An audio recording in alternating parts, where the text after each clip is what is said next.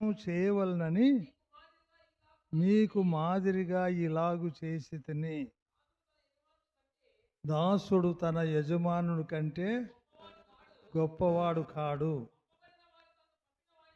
పంపబడిన వాడు తన్ను పంపిన వాని కంటే గొప్పవాడు కాడని మీతో నిశ్చయముగా చెప్పుచున్నాను. ప్రార్థన చేసుకున్నాం. ప్రేమగల తండ్రి, పగలంతా మీరు కాపాడినందుకై స్తోత్రములు నాయన, స్తోత్రములు, స్తుతులు, కృతజ్ఞతము తండ్రి, స్తోత్రము. ఇంతవరకు మీ నామ సంకీర్తనము చేయుటకు మీ మట్టి బూరగా వాడబడే కృప యేసు ప్రభులో మాకు ఇచ్చినందుకై స్తోత్రం. ప్రియమైన పరిశుద్ధాత్మ దేవుడా, ఈ కూడికకు అంతం వరకు అధ్యక్షత వహించాలని కోరుకుంటాం.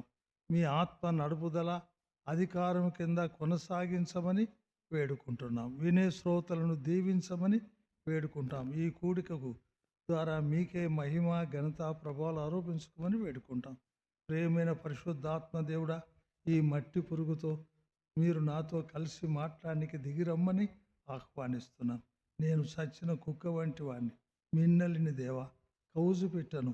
మన ఇద్దరం కలిసి మాట్లాడుతుండగా నీ బిడ్డల క్షేమము, పురికొల్పు, ఉజ్జీవము దయచేయాలని సమస్తమును మీ చేతులకు అప్పగించుకుంటూ పరిశుద్ధాత్మ దేవుని అధికారం కింద ఈ కూడిక జరిగించాలని, మీరే మహిమ పొందాలని పరిశుద్ధాత్మ దేవుడా మీకు స్తుతులు, స్తోత్రాలు, కృతజ్ఞతాస్తుతులు యేసు ప్రభు నామములో సమర్పించుకుంటున్నాము తండ్రి. ఆమేన్.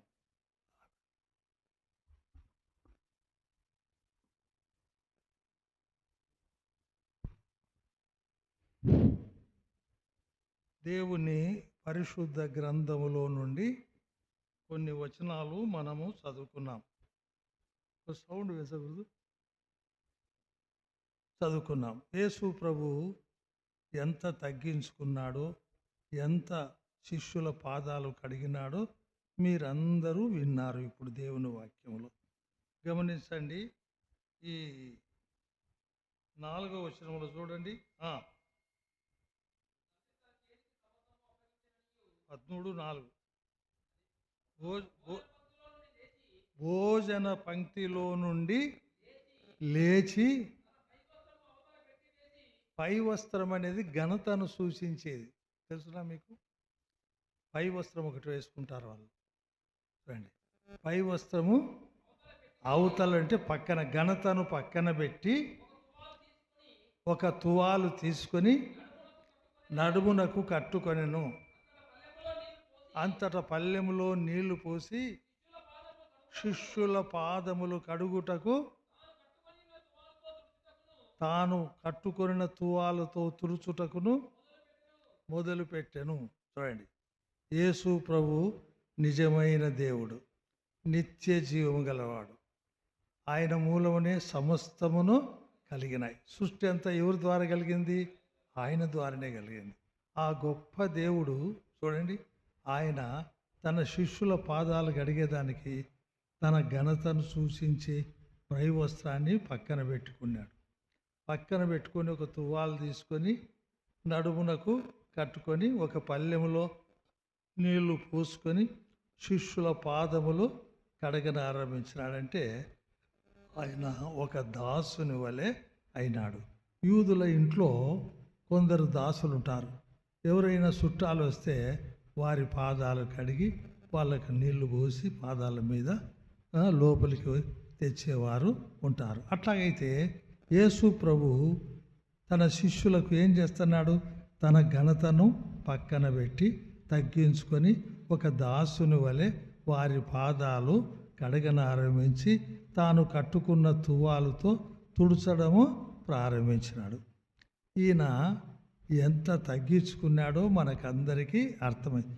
ఈయనే సృష్టికర్త, ఈయనే భూమి ఆకాశమును కలగజేసిన దేవుడు, ఈయనే ఆకాశమందలి దేవుడు, ఈయనే పరలోక నివాసి, పరమ ప్రభుడైన దేవుడు తన్ను తాను తగ్గించుకున్నాడు. బైబిల్లో ఏమి రాసినాడంటే, తన్ను తాను తగ్గించుకున్నవాడు హెచ్చించబడును, తన్ను తాను హెచ్చించుకున్నవాడు తగ్గించబడును అన్నాడు. మరి యేసు ప్రభు ఈ లోకానికి రాజుగా వచ్చాడు.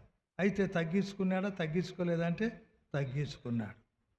తన ఘనతను చూపించే పై వస్త్రాన్ని ఏం చేసినాడు? పక్కన పెట్టినాడు. మీరు ఫిలిప్పీ పత్రికలో చూస్తే 2వ అధ్యాయం 6వ వచనములో కూడా అక్కడ యేసు ప్రభు తగ్గించుకున్నాడని దేవుని వాక్యం ద్వారా మనం చూస్తున్నాం.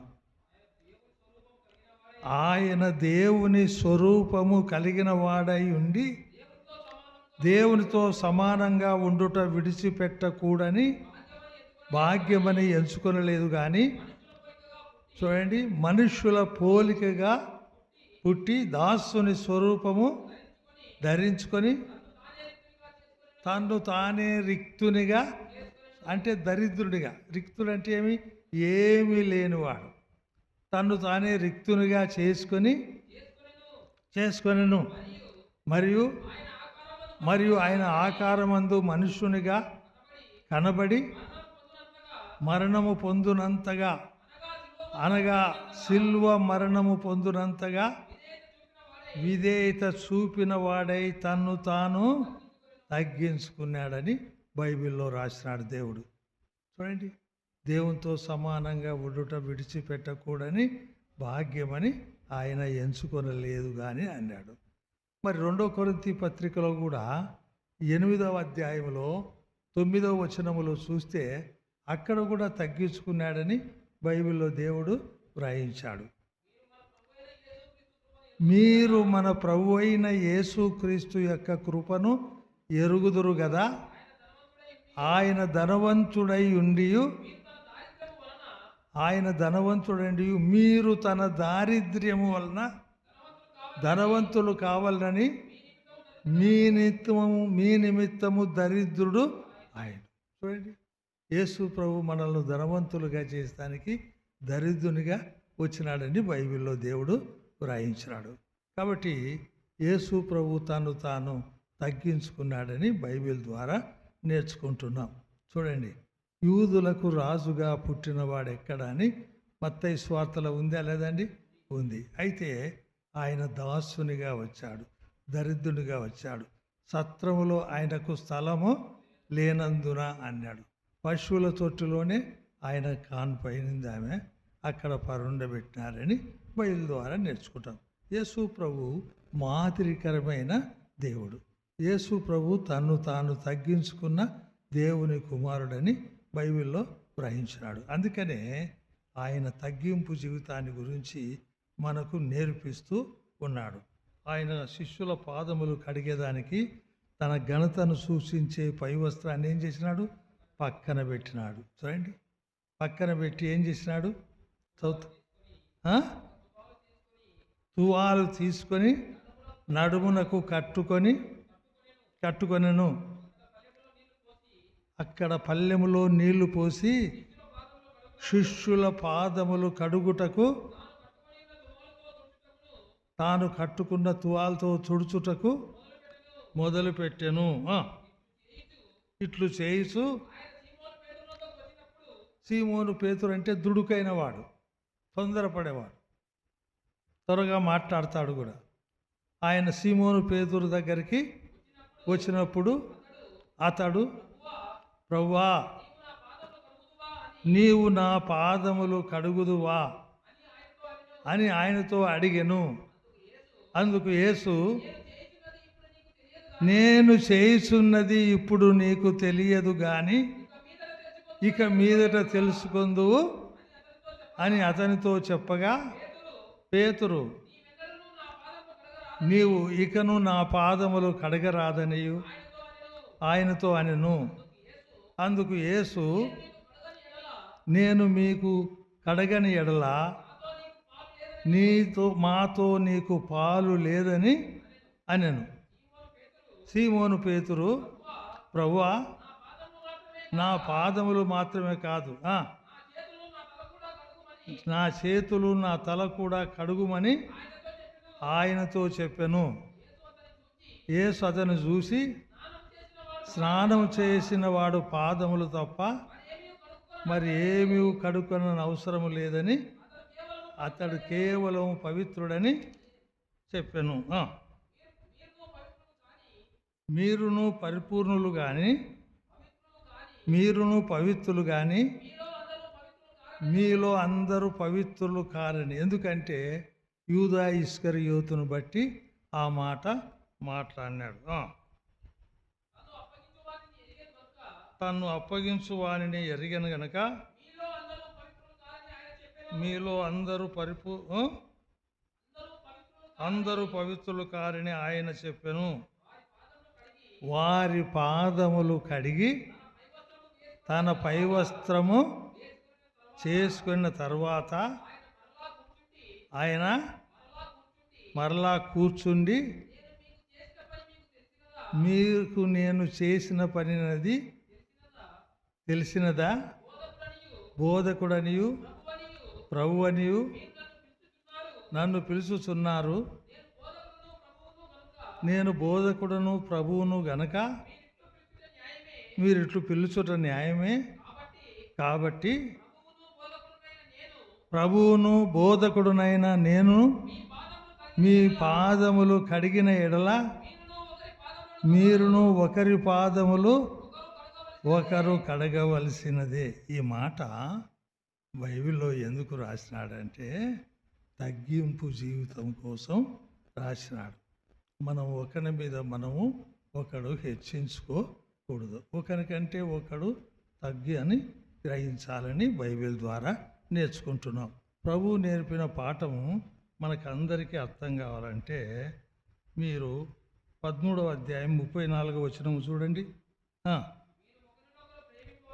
చూడండి, విశ్వాసులకు ఆ కక్షలు, అసూయలు, మత్తతులు ఇవి ఉండకూడదు.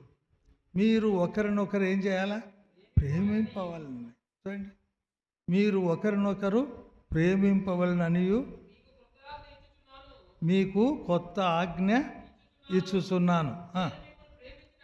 నేను మిమ్మల్ని ప్రేమించినట్లే మీరును ఒకరినొకడు ప్రేమింపవలెను. మీరు ఒకరి ఎడల ఒకడు ప్రేమ గలవారైన ఎడల మీరు దీనిని బట్టి నా శిష్యులని అందరూ తెలుసుకొందురు. ప్రభువా, చూస్తున్నారండి ఎంత బాగా రాసినాడు దేవుని వాక్యంలో. మనం ఒకరినొకరు ఏం చేయాలా? ప్రేమించుకోవాలి. ఒకరినొకడు తగ్గించుకొని సేవ చేయాలంటాడు. ఇంకొక మాట ఏమంటా అంటే యోహాను సువార్త 15వ అధ్యాయం 14వ వచనంలో కూడా ఒక మాట రాసింది. చూడండి, యోహాను సువార్త మీరు నన్ను ప్రేమించిన ఎడల నా ఆజ్ఞలు గైకొందురు. నేను తండ్రిని వేడుకొందును, మీ యొద్ద ఎల్లప్పుడూ నుంటకై పరిశుద్ధాత్మ అనే ఆదరణకర్తను, అనగా సత్యస్వరూపియగు ఆత్మను మీకు అనుగ్రహించెదను. అది పెంతెకోస్తు దినమున పరిశుద్ధాత్మ దేవుడు దిగి వచ్చినాడు. పరిశుద్ధాత్మ దేవుడు మనతో కూడా ఉన్నాడు, మనతో కలిసి జీవిస్తున్నాడు, మనతో కలిసి సంచరిస్తున్నాడని పరిశుద్ధాత్మ దేవుడు రాయించాడు. యోహాను సువార్తలో 14వ అధ్యాయం 12వ వచనంలో కూడా ఒక మాట రాసినాడు. చూడండి, నేను తండ్రి యొద్దకు వెళ్ళుచున్నాను గనక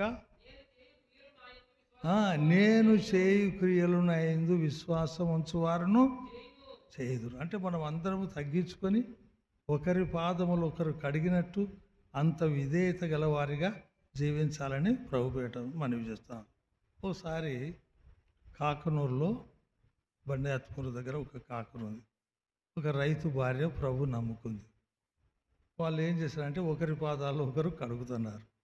ఈమె పోయి వీళ్ళ పాదాలకు కడుగుతుంటే అతని కోపం వచ్చింది, వచ్చి కొట్టినాడు భార్యను. నువ్వు రక్షణ పొందడం వద్దు, వాళ్ళ పాదాలు కడగదు. దాని అర్థం ఏమిటంటే ఒకరినొకరు ప్రేమించుకోవాలా, ఒకరు ఒకరు తగ్గించుకొని దేవునికి మహిమ తేవాలని దాని అర్థం. చూడండి, అందుకనే ఈ 13వ అధ్యాయం 34వ వచనంలో మనం చూసినప్పుడు దేవుని వాక్యంలో ఎంత చక్కగా రాసినాడో మీరు చూడండి. నేను మిమ్మును ప్రేమించినట్టే మీరును ఒకరినొకడు ఏం చేయాలా? ప్రేమించాలి. నిన్ను వలె నీ పొరుగువానిని ప్రేమించమని దేవుని ఆజ్ఞ. అది మనం ఖచ్చితంగా చేయాలి. నువ్వు ఎలాగూ రక్షించబడి, నీ పాపములు నీ దోషములు క్షమించబడి, నువ్వు ఎలాగూ దేవుని కుమారునివి కుమార్తెవైనావో అలాగే ఎదుటివాణ్ణి కూడా మనము ఆ దీన స్థితిలోకి తెచ్చేదాన్ని పొరుగు వాణిని ప్రేమించమని బైబిల్లో దేవుడు మన కొరకు రాయించినాడు. కాబట్టి మనమందరము ఒకరినొకరు ఏం చేయాలా? ప్రేమించుకోవాలి. ఒకరికొకరు మనము సమాధానంగా ఉండాలి. నీకంటే నేను గొప్పవాడిని, నాకంటే నువ్వు చిన్నవు అని అనకూడదు. మనమందరం ఒకే తండ్రి కుమారులము కుమార్తెలం. ఒకరినొకరు ప్రేమించుకునే గుణం మనకు ఉండాలి. మనలో ద్వేషం అనే మాట ఉండకూడదు. మీరు మత్తయి సువార్త 5వ అధ్యాయము 44 నుంచి చదివితే చూడండి ఏం రాసినాడు. నేను మీతో చెప్పున్నది ఏమనగా, మీరు పరలోకమందున్న మీ తండ్రికి కుమారులు అయితే, ఉందా లేదా మాట? మీ తండ్రికి కుమారులు అయితే మీ శత్రువులను ప్రేమించాలి. ఇదే గొప్పదిగా యేసుప్రభు చేసిందంటే మనం పాపం చేసి చెడిపోయినాం, నరకానికి పాత్రలు, మరణానికి పాత్రలు. చూడండి, అటువంటి మానవ పట్ల దేవుడు తన ప్రేమను వెల్లడిపరిచినాడా లేదా? రోమాపత్రిక 5వ అధ్యాయం 8వ వచనములో మీరు చూస్తే ఆ మాటే ఉంది. అయితే బాగా ఆలోచించండి.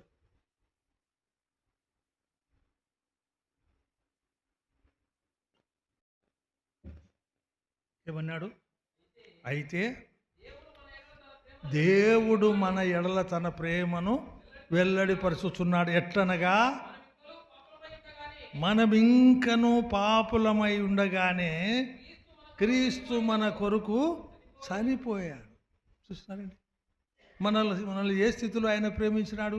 మనమింకను పాపులమై ఉండగానే క్రీస్తు మన పాపముల కొరకు సిలువలో చనిపోయినాడు, సమాధి చేయబడినాడు, 3వ దినము తిరిగి లేచిన జయశాలి అని ఆయనకు పేరు. ఇంకా కిందికి వస్తే ఈ 9-10 వచనాలైతే, మనము బలహీనులమై ఉండగానే, మనము శత్రువులమై ఉండగానే క్రీస్తు మన పాపముల కొరకు ఏమైనాడు? చనిపోయినాడని రాసినాడు. ఎంత ప్రేమ గల దేవుడు! మీరు ఆలోచన చేయండి. దేవుడు మన ఎట్లా తన ప్రేమను వెల్లడిపరుస్తున్నాడు. ఎట్లనగా, మనం ఇంకనూ పాపులమై ఉండగానే, బలహీనులమై ఉండగానే, భక్తిహీనులమై ఉండగానే, శత్రువులమై ఉండగానే క్రీస్తు మన అందరి కొరకేమైనాడు? సిలువలో చనిపోయినాడు, సమాధి చేయబడినాడు, 3వ దినం మృత్యుంజడై తిరిగి లేచినాడు. అందుకనే పరిశుద్ధ గ్రంథంలో మత్తయి సువార్త 5వ అధ్యాయం 44వ వచనంలో ఏమంటాడంటే, ఆలోచన చేయండి. మత్తయి 44, నేను మీతో చెప్పున్నది ఏమనగా, మీరు పరలోకమందున్న మీ తండ్రికి కుమారులై ఉండునట్లు. ఎవరిని ప్రేమించాలా? మనల్ని ద్వేషించేవాడిని, మనల్ని అసహించుకునేవాడిని, మనం అంటే సరిపోని ప్రజలను ఏం చేయాలా? మీరు పరలోకమందున తండ్రి కుమారులైతే మీ శత్రువులను ప్రేమించండి, మిమ్మును హింసించు వారి కొరకు ప్రార్థన చేయండి. ఆయన చెడ్డవారి మీదను మంచివారి మీదను తన సూర్యుని ఉదయింపజేసి నీతిమంతుల మీదను అనీతిమంతుల మీదను వర్షము కురిపించుచున్నాడు.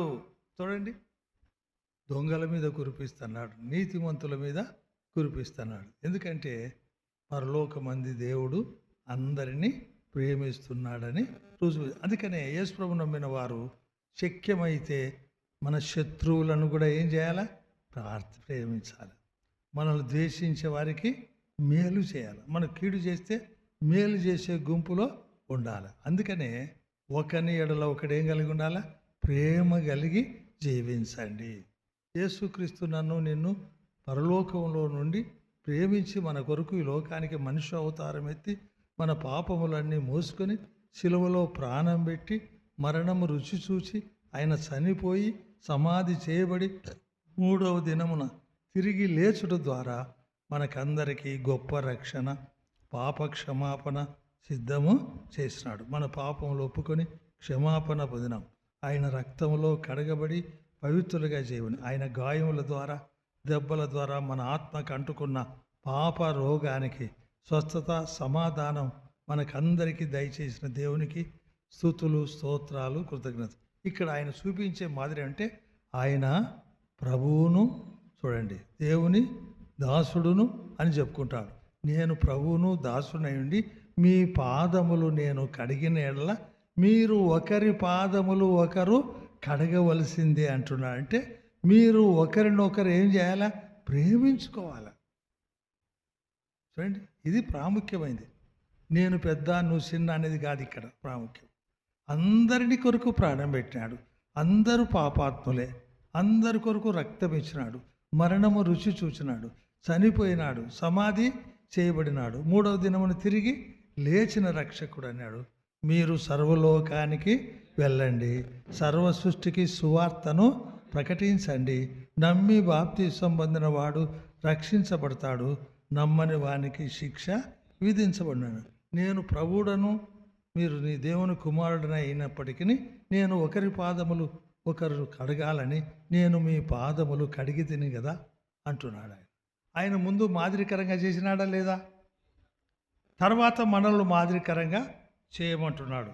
ఇక్కడ మీరు చూడండి, ఒక మాట 13వ అధ్యాయంలోనే చెప్తున్నాడు.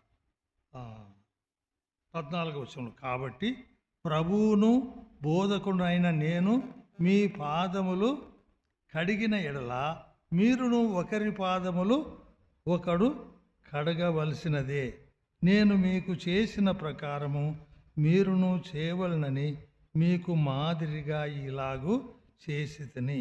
దాసుడు తన యజమాను కంటే గొప్పవాడు కాడు, పంపబడిన వాడు తన్ను పంపిన వాని కంటే గొప్పవాడు కాడని మీతో నిశ్చయముగా చెప్పుచున్నాను. ఈ సంగతులు మీరు ఎరుగుదురు గనక వీటిని చేసినలా మీరు ధన్యులగుదురు అని చెప్పి ఆఖరికి వచ్చే అధ్యాయంలో 13-34 వచనములు ఏమంటాడంటే చూడండి,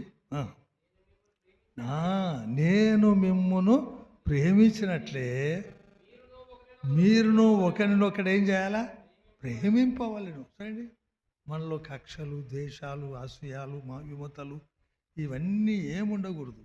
నువ్వు దేవుని కుమారుడు, దేవుని రాజ్యానికి వారసుడవు. దేవుడు త్వరగా ఈ లోకానికి రాబోతున్నాడు. మనమందరము ఎత్తబడే గుంపులో ఉన్నాం. ఈ దీన శరీరం ఏమవుతుంది? మహిమగల శరీరముగా మార్చబడుతుంది. ఫిలిప్పి 3:21 ఆ మాట రాసినాడు. చూడండి, సమస్తము తనకు లోబర్చుకొన జాలిన శక్తిని బట్టి ఆయన మన దీన శరీరములను మహిమ శరీరములుగా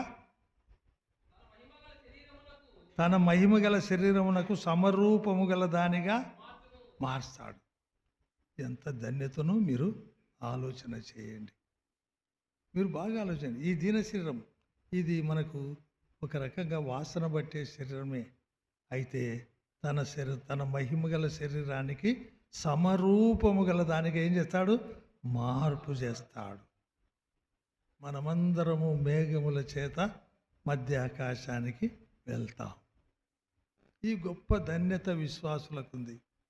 అందుకనే మీ రక్షణను కొనసాగించుకోండి. మీరు రక్షణలో నుంచి వెనుకకు రావద్దు, బలహీనులు కావద్దు. ముందుకు సాగవలసిన కార్యాన్ని వెనక పడకూడదని ప్రభువు సెలవిస్తున్నాడు. ముందున్న వాటి కొరకై వేగిరపడమంటున్నాడు. చూసినారండి, మన భవిష్యత్తు చాలా గొప్పగా ఉంది. మీ కొరకు ఏం చేసినాడు దేవుడు? యోహాను సువార్త 14వ అధ్యాయం 2వ వచనంలో చూస్తారా మీరు? 14:2 యోహాను సువార్త. నా తండ్రి ఇంట అనేక నివాసములు కలవు, లేని ఎడల మీతో చెప్పుదును, మీకు స్థలము సిద్ధపరచ వెళ్ళుచున్నాను. నేను వెళ్ళి మీకు స్థలము సిద్ధపరిచిన ఎడల నేనుండు స్థలంలో మీరును ఉండులాగున మరలా వచ్చి నా యొద్ద నుండుటకు మిమ్మును తీసుకొని పోతాడంటే ఎంత భాగ్యమో మీరు ఆలోచించండి. ఇప్పుడు యేసు ప్రభు పరలోకములో మన కొరకు స్థలము సిద్ధపరుస్తున్నాడు. ఆయన వచ్చేది ఖాయమా కాదా? ఖచ్చితంగా వస్తాడు. రాకడ కూడా సమీపంగా ఉంది. చూసినారండి? మరి మనం కూడా సిద్ధపాటు కలిగి మెలకువతో కూడిన జీవితం, ప్రార్థనా జీవితం, బైబిల్ చదువుకోవడం, వాక్యం బోధించడము, ఎవరికన్నా దొరికితే వానికింత సువార్త చెబుదాం అనే భాగ్యం మనకందరికీ ఉండాలి. మీరు నేను కూడా ఈ కార్యంలోనే ఉండాలి. మనం చూడు, లోకానికి వెలుగు అన్నాడు, మనల్ని లోకానికి ఉప్పుగా చేసినాడు. లోకానికి ఏం చేసినాడు? చదవండి, పరిమళ వాసనగా చేసినాడు. మీరు లోకానికి ఏమన్నారు చెప్పండి? 1 వెలుగు, 2 ఉప్పు, 3 కొండ మీది పట్టణం, 4 పరిమళ వాసన. ఎంత గొప్ప భాగ్యమో చూడండి. ఈ స్థితికి మనల్ని తెచ్చినాడు. మీరు లోకానికి వెలుగు అంటే దేవుడు ఏమై ఉన్నాడు? వెలుగైన. మనల్ని కూడా ఏం చేసినాడు? వెలుగుగా చేసినాడు. మీరు లోకానికి ఉప్పు అంటే ఉప్పు చాలా వస్తువులను చెడకుండా కాపాడుతుంది. ఊరగాయలో ఉప్పు లేకపోతే ఊరగాయ చెడిపోతుంది, పురుగు పడుతుంది. చూడండి, మీరు లోకానికి పరిమళ వాసనగా చేశాడు, కొండ మీద పట్టణంగా మనల్ని మార్చినాడు. కాబట్టి మనం ఎంతో సంతోషంగా ఆయన రాకడ కొరకు ఎదురు చూస్తూ యేసు వలె తగ్గించుకొని గర్వము లేకుండా బాప్తిస్మ యోహాను అన్నాడు, ఆయన చెప్పుల వారును కూడా విప్పుటకు నేను యోగ్యుడను కానన్నాడు. ఎంత తగ్గించుకున్నాడు చూడండి. చెప్పులకున్న వారు కూడా విప్పుటకు నేను యోగ్యుడను కానన్నాడు. చూడండి, ఆయన తగ్గింపు చూడండి. మనము కూడా అంతకంటే ఎక్కువగానే తగ్గించుకోవాలి. మనలో గర్వానికి ఆస్కారం ఉండకూడదు. మన మాటలు కూడా దుబారుగా ఉండకూడదు. మనము దేవుని పోలి నడుచుకోవాలి. నేను ఎలాగ పోలి నడుచుకున్నానో మీరును అలాగూ పోలి నడుచుకో. నేను ఎలాగ శిష్యుల పాదాలు కడిగినానో మీరును అలాగే కడగండి అంటున్నాడు. శిష్యుడను ప్రభు అని నాకు పేరు పెట్టినారు కదా, బోధకుడని, అలాగే మీరు జీవించాలంటున్నాడు. ఆయన రాకడలో మనము ధైర్యముగా ఎదుర్కొనుటకు శక్తిగల వారమగునట్లు ఎల్లప్పుడూ మెలకువగా ఉండి ప్రార్థన చేయాలి. ఇప్పుడు ప్రార్థన చేసేవారు తగ్గిపోయినారు, మాటలు మాట్లాడేవారు ఎక్కువైనారు. ఏం లాభంలే. సహోదరులు కానీ ఎక్కువ సమయం దేంట్లో గడపాలి? ప్రార్థనలో గడపాలి. మెలకువగా ఉండాలి. ఎందుకు మెలకువగా ఉండాలంటే మనము శోధనలో పడకుండానట్లు మెలకువగా ఉండి ప్రార్థన చేయమన్నాడు. ఇంకొక మాట ఏమన్నాడు? నాతో పాటు ఒక్క గడియ కూడా మీరు మేలుకొని ఉండలేరు. గడియ అంటే 1 గంట. అందుకే నేను చెప్తున్నాను, గంట సేపు అయినా ప్రార్థించే గుణం మీకు ఉండాలి. తెల్లవారక ముందే మనం లేయాలా. 1 గంట, 5 గంటల నుంచి 6 గంటల వరకన్నా ప్రార్థించే గుంపులో నేను ఉండాలి, నువ్వు కూడా ఉండాలి. చూడండి, ఇది ప్రాముఖ్యం. చాలా ముఖ్యమైన మాట నేను చెప్తున్నా. అప్పుడే మనం ప్రభువుని ఎదుర్కొనేదానికి శక్తివంతులము అవుతాం. మీరు చూస్తారా ఒక మాట? లూకాసు వార్త 21వ అధ్యాయము 36వ వచనం చూడండి. కాబట్టి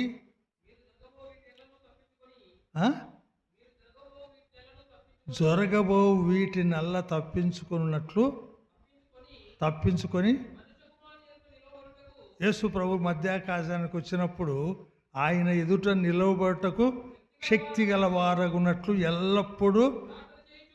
ఎల్లప్పుడూ ప్రార్థన చేయుచు మెలకువగా ఉండడి. చూడండి, ఆయన ఎదుట నిలబడడానికి మనకేం కావాలా?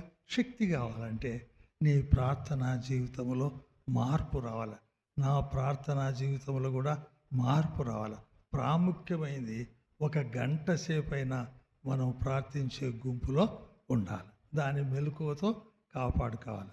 ఇంకొక మాట ఏం చెప్పినట్టు, నేను మీ పాదాలు కడిగినట్లు మీరును ఇతరుల పాదాలు కడగబడినా అంటే ఒకరినొకడు ప్రేమించుకోండి, ఒకరినొకడు గొప్పగా చూసుకోండి అని దేవుని వాక్యం ద్వారా చెప్తున్నాం. కాబట్టి విశ్వాసులమైన మనము సమయాన్ని కూడా సద్వినియోగం చేసుకోవాలా లేదా?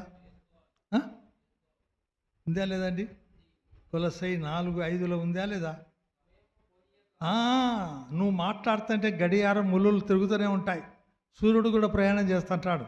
సమయమును పోనీయక సద్వినియోగము చేసుకొనుచు సంగమునకు వెలుపటి వారి ఎడల జ్ఞానం అంటే క్రీస్తును కలిగి నడుచుకోండి. మిమ్మల్ని చూస్తే యేసు ప్రభువును చూసినట్టు ఉండాలి. సమయాన్ని సద్వినియోగం చేసుకోమని ఉందా లేదా? మరి చేసుకుంటున్నావా? కాకులు లెక్క తిరుగుతున్నాం. అది మంచి పద్ధతి అండి? ఒక విశ్వాసి ఆత్మ చెప్తున్నాడు పావురములే ఉంటాడని. పావురము పరిశుద్ధాత్మ కూడా సాదృశ్యం. పావురం ఎంత గంభీరంగా ఉంటుందో మీరు ఆలోచన చేయండి. కాకి ఎట్లా ఉంటుందో చూడండి. కాకి లెక్క నడచకూడదు. పావురములే మనము జీవించి దేవుని కనపరచాలి. కాబట్టి మనం ఒకరినొకరిని ప్రేమించాలా లేదా? అందుకే ఆయన శిష్యుల పాదాలు కడిగినాడు. ప్రభువును బోధకుడై ఉంటే కడిగినాడు. మీరును అలాగూ చేయమంటే మీరు ఒకరిని ఎలా ఒకడు ఏం కలిగి ఉండాలా? ప్రేమ కలిగి ఒకరినొకడు ప్రేమించమన్నాడు. రెండవది ఏమన్నా అంటే తగ్గించుకోమన్నాడు. ఆయన పై వస్త్రాన్ని ఏం చేసినాడు? పక్కన పెట్టిన, అంటే ఘనతను సూచించే వస్త్రాన్ని పక్కన పెట్టి నడుముకు తువాల కట్టుకొని అందరి పాదాలు కడిగినాడు. చూడండి, యేసు ప్రభు సృష్టికర్త, నన్ను నేను కలుగజేసిన మహారాజు ఆయనే చేస్తే మనం ఎంత ప్రేమించాలనో, ఎంత పాదాలు కడగాలనో, ఎంత ఘనపరచాలనో మీకు అందరికీ అర్థమై ఉంటుందని నమ్ముతున్నాను. మనం ఒకరినొకడు తగ్గించుకొని ఒకరినొకడు ప్రేమించుకుంటూ మనము దేవుని ఘనపరచాలి. తను తాను హెచ్చించుకున్నవాడు తగ్గించబడతాడు, తను తాను తగ్గించుకున్నవాడు హెచ్చింపబడతాడని పరిశుద్ధ గ్రంథంలో రాసినాడు. యేసు ప్రభు ఈ లోకానికి తగ్గించుకొని వచ్చినాడు. అందరికంటే హెచ్చించబడి ఉన్నతమైన పరలోకానికి తండ్రి కుడి పార్శ్వానికి హెచ్చించబడినాడు. అన్ని నామముల కంటే ఆయన నామం గొప్పగా దేవుడు చేసినాడు. చూడండి, కాబట్టి మనం జాగ్రత్తగా బతకాలి. దేవుడు ఇచ్చిన సమయాన్ని సద్వినియోగం చేసుకోండి. కాకు లెక్క అటు ఇటు తిరగాకండి. దేవుని వాక్యం చెప్తుంది, సమయం దొరికిన కొలది బైబిల్ చదువుకోవాలి, సమయం దొరికితే ప్రార్థన చేసుకోవాలి, సమయం దొరికితే ఇతరులకు 4 మాటలు యేసు ప్రభువుని గురించి చెప్పాలి. సోమరులుగా ఉండకూడదు. పరిశుద్ధాత్మ దేవుడు హెచ్చరిక చేస్తున్నాడు. కాబట్టి ఒకరినొకడు ప్రేమించే వారిగా తగ్గింపు జీవితంలో జీవించాలని యేసు ప్రభు నామంలో మీకు మనవి చేసుకుంటున్నాను. దేవుడి మాటలు దీవించునుగాక. చిన్న ప్రార్థన చేస్తాం. ప్రియమైన పరిశుద్ధాత్మ దేవుడా, ఈ రాత్రి కూడిక జరిపించినందుకై స్తోత్రం. వచ్చిన బిడ్డలందరి కొరకై స్తుతులు, స్తోత్రాలు, కృతజ్ఞతాస్తుతులు చెల్లించుకుంటాం తండ్రి. నీవు శిష్యుల పాదాలు కడిగినందుకై స్తోత్రం. ఒకరి పాదాలు మీరును కడగమంటున్నావు, ఒకరిని ఒకడు ప్రేమించుకోమంటున్నావు, ఒకరిని పట్ల ఒకడు ప్రేమ కలిగి జీవించమంటున్నావు. ఎలాంటి అసూయలు, ద్వేషాలు, విపరీత బుద్ధులు లేకుండా దేవుని కుమారులకు తగినట్టుగా, కుమార్తెలకు తగినట్లుగా మనం ఒకరినొకరు ప్రేమించుకొని సత్యమునకు సాక్షులుగా, స్తంభాలుగా నిలబడినట్లు సాయం చేయి. మీరు పరలోకమందున తండ్రికి కుమారులు ఉన్నట్లు మీ శత్రువులను ప్రేమించమంటున్నావు. కీడు చేస్తే మేలు చేయమంటున్నావు, శపిస్తే దీవించమంటున్నావు, హింసించు వారి కొరకు ప్రార్థన చేయమంటావు. అలాగూ జీవించుటకు మాకు కృప దయచేయి. నీ రాకడలో ధైర్యముగా నిన్ను ఎదుర్కొంటకు శక్తి గల వారమగినట్లు ఎల్లప్పుడూ మెలకువగా ఉండి ప్రార్థించే భాగ్యం నీ బిడ్డలకు మాకు దయచేయమని ఈ రాత్రి మీరు ఇచ్చిన వర్తమానముకై స్తుతులు, స్తోత్రాలు, కృతజ్ఞతాస్తుతులు సమర్పించుకుంటూ నీ బిడ్డలను ఎవరి గృహాలకు వారిని క్షేమంగా చేర్చమని, సమయాన్ని సద్వినియోగం చేసుకునే బిడ్డలుగా మార్చి నీ కృపామహిమకు కీర్తి కలిగించుకోమని యేసు ప్రభు దివ్యమైన నామములో అడుగుచున్నాము తండ్రి, ఆమెన్. తండ్రి యొక్క ప్రేమయు, కుమారుడైన యేసు క్రీస్తు ప్రభు యొక్క కృపయు, పరిశుద్ధాత్మ దేవుని యొక్క అన్యోన్య సహవాసం నీ బిడ్డలతోనూ మాతోనూ సదాకాలం తోడై ఉండునుగాక. Amen, amen, amen. మీకందరికీ నా ప్రేమ వందనములు.